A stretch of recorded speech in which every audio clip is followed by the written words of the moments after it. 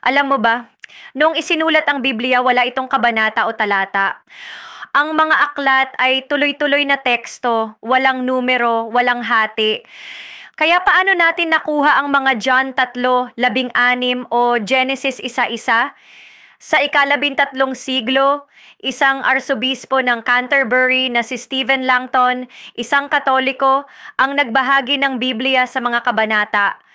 Ginawa niya ito para mas madaling basahin at ituro sa mga estudyante sa Paris. Kasunod niya, si Cardinal Hugo de Santo Caro, isang Dominikanong Katoliko, ay gumawa ng Bible Concordance at ginamit ang mga kabanata ni Langton.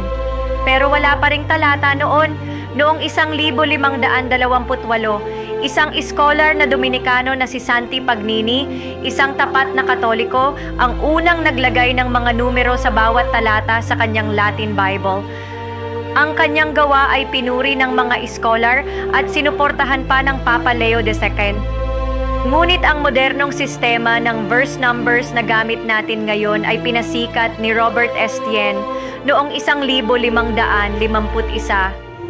Si Estienne ay dating Katoliko, ngunit kalaunan ay naging Protestante at taga-suporta ni John Calvin. Alam mo ba, ang mga kabanata at talata ay hindi inspired, pero malaking tulong para hanapin at pag-aralan ang salita ng Diyos.